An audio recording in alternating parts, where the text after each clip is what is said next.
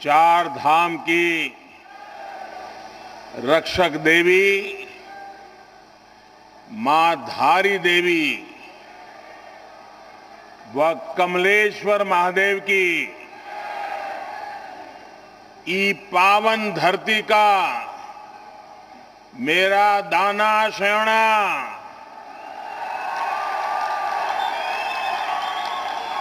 दीदी भूलिया भूला भौजियो थे मारू सिमान्या मारू प्रणाम।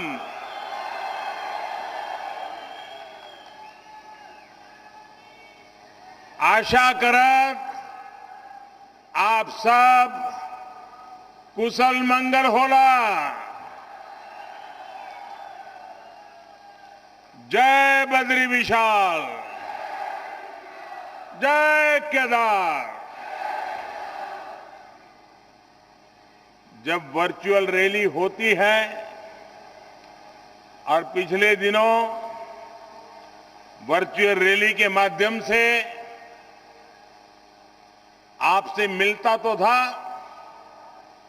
मैं दिल्ली में होता जरूर था, लेकिन मेरा मन उत्तराखंड के लिए ही भागता था।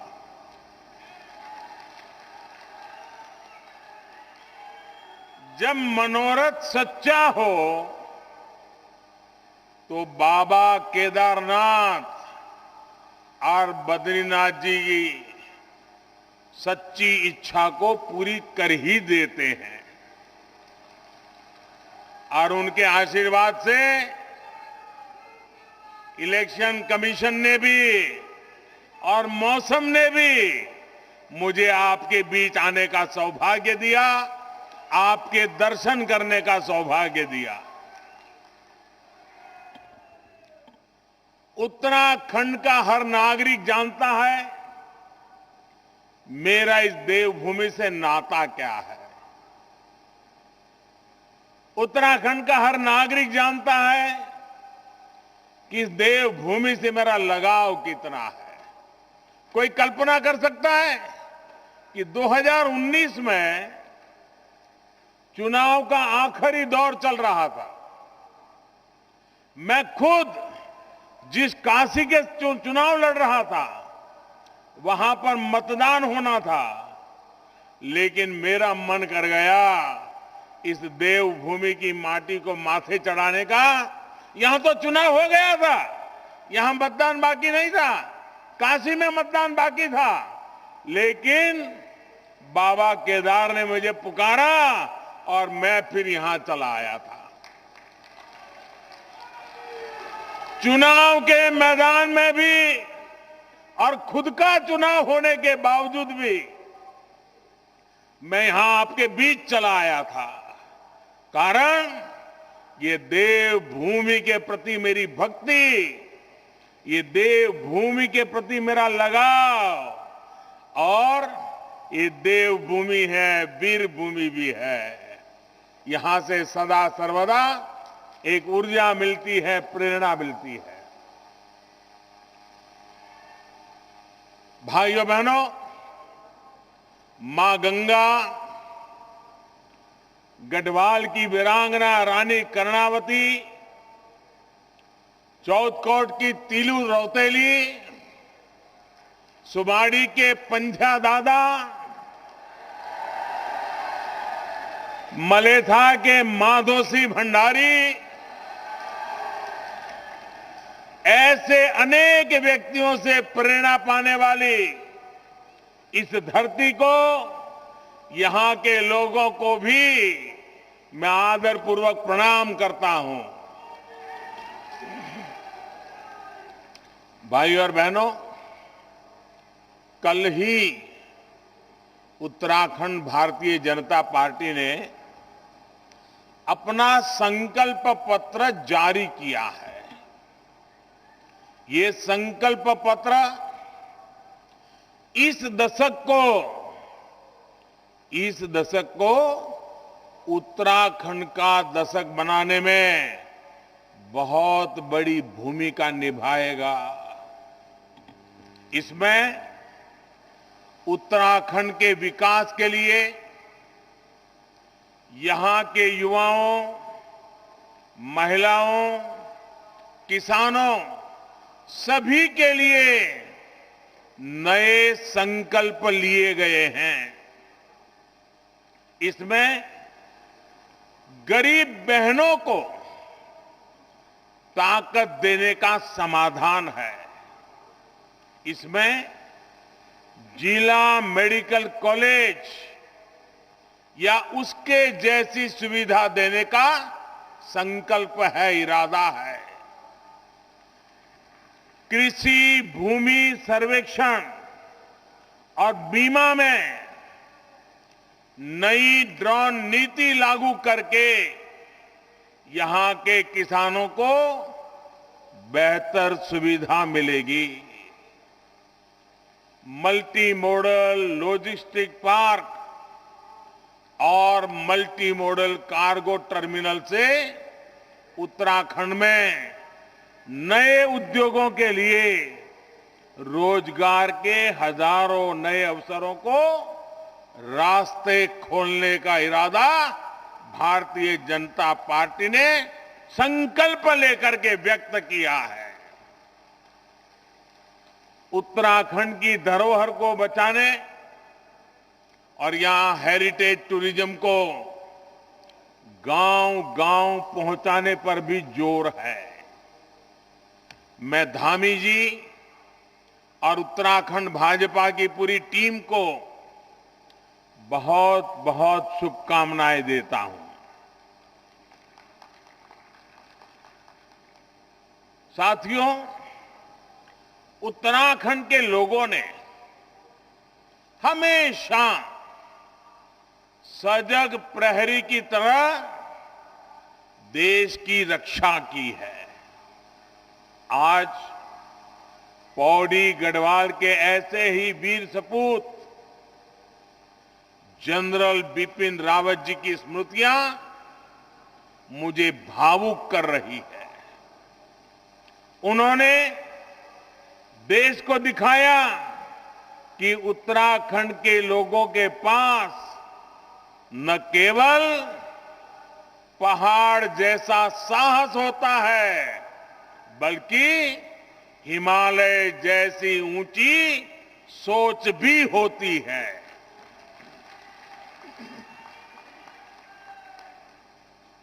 लेकिन भाइयों बहनों,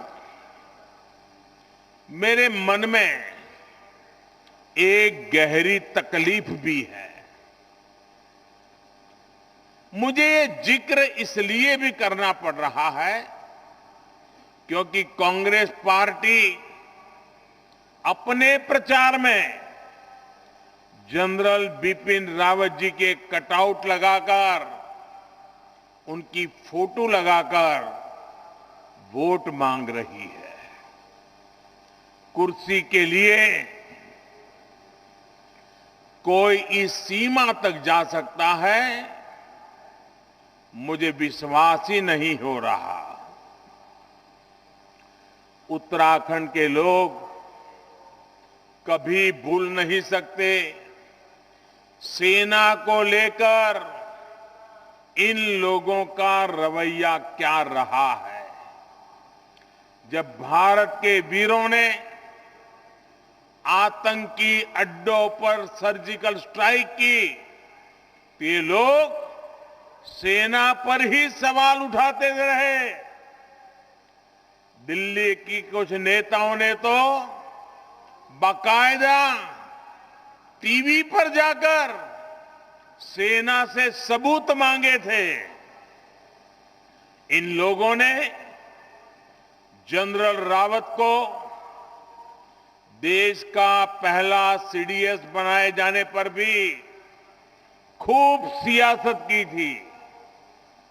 इसी कांग्रेस पार्टी के नेता ने बिपिन रावत जी को सड़क का गुंडा तक कह डाला था। ये है देश के सैनिकों के लिए इन लोगों की नफरत। आज अगर वोट के लिए ये लोग जनरल रावत का सियासी इस्तेमाल करना चाह रहे हैं तो उन्हें जवाब देने की जिम्मेदारी उत्तराखंड के लोगों की है। जवाब देंगे ना? जवाब देंगे ना? करारा जवाब देंगे ना? आगे से ऐसी गलती ना करें, ऐसा करेंगे ना? भाइयों बहनों, जिनकी सोच केवल सत्ता के सुख तक सीमित हो, वो बलिदान और देश सेवा का मूल्य नहीं समझते।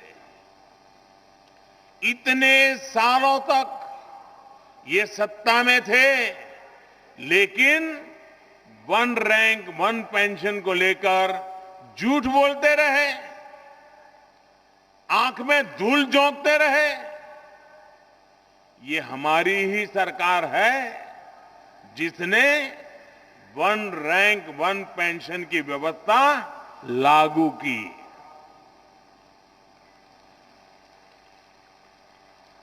ये भी भाजपा सरकार ही है जो देहरादून से उत्तराखंड के शहीदों के सम्मान में सैन्य धाम बना रही है। और मैंने एक बार कहा था, उत्तराखंड यानी 4 धाम, ये इतना ही सोच काफी नहीं है। उत्तराखंड में 4 धाम तो सदियों से है ही है, हमारी प्रेरणा भी है, लेकिन उत्तराखंड में एक 5वां धाम है, सैन्य धाम, वीर सपूतों का धाम, वीर माताओं का धाम। उत्तराखंड का ये गौरव उन लोगों की समझ में नहीं आएगा जो देश की सेना और शहीदों का मजाक उड़ाते हैं। साथियों, जब अलग उत्तराखंड राज्य बना था, अटल बिहारी वाजपेयी ने आपके सपनों को साकार करने के लिए बड़ा महत्वपूर्ण निर्णय किया था। तो ये संकल्प उत्तराखंड के लोगों ने और भाजपा ने मिलकर पूरा किया था। उत्तराखंड के स्वर्णिम भविष्य के लिए सपने भी हमने मिलकर देखे थे। उत्तराखंड में आधुनिक इंफ्रास्ट्रक्चर हो, अच्छी सड़कें हो, शिक्षा स्वास्थ्य की आधुनिक सुविधाएं हो, आपका जीवन आसान बने, युवाओं का भविष्य बेहतर बने, ऐसे अनेक संकल्प हमने मिलकर लिए थे। लेकिन दुर्भाग्य से इस प्रदेश की कमान कई साल के लिए उनके हाथों में चली गई जिन्होंने हमेशा उत्तराखंड को अस्तित्व में आने से ही रोका था, इसका जन्म ही रोक दिया था। उन्होंने हमारे इन सपनों को कुचलने में कोई कोर कसर नहीं छोड़ी। जब केंद्र व राज्य दोनों जगह उनकी सरकार थी, तब उत्तराखंड को डबल ब्रेक लगाकर हर तरफ से पीछे धकेला गया। ब्रेक लगाना ही जानते हैं वो। 2014 के बाद एक ब्रेक हटा, लेकिन देहरादून वाला ब्रेक लगा हुआ था, दिल्ली वाला ब्रेक हटा था। उत्तराखंड वासियों ने 2017 में ये देहरादून वाला भी ब्रेक हटा दिया, उसको भी यहां से निकाला और डबल इंजन की सरकार यहां पर काम पे लग गई।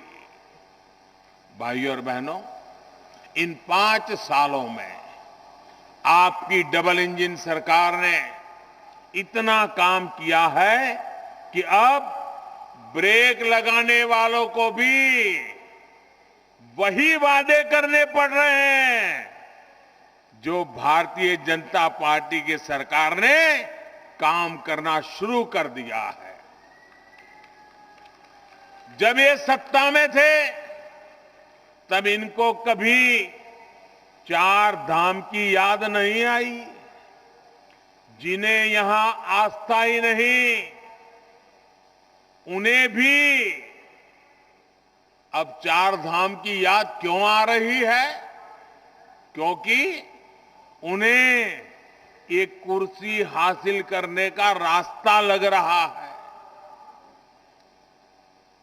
जबकि भाजपा के लिए 4 धाम और देवभूमि का विकास आस्था, संस्कृति और जन सेवा का हमारा संकल्प है, हमारा समर्पण है।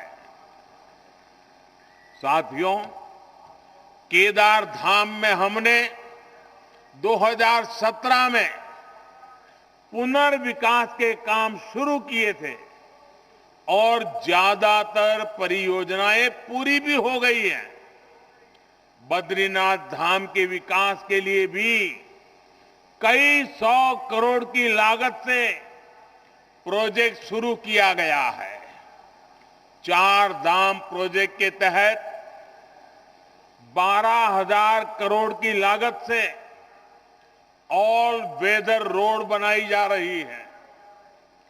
4 धाम प्रोजेक्ट में गढ़वाल का बड़ा हिस्सा कवर होता है, इसलिए इसका बहुत बड़ा लाभ पूरे गढ़वाल को भी मिलेगा। इसी तरह ऋषिकेश कर्णप्रयाग रेल लाइन, ऐसे बड़े प्रोजेक्ट्स पर भी तेजी से काम हो रहा है। अब पहाड़ों पर एक जगह से दूसरी जगह जाना मुश्किल नहीं रहेगा। यहां पर्यटकों की संख्या भी बढ़ेगी, रोजगार भी बढ़ेगा और पढ़ाई की, इलाज की सुविधा भी बढ़ेगी। प्रदेश के अलग अलग हिस्सों में हेली सर्विस शुरू की जा रही है। भाइयों और बहनों,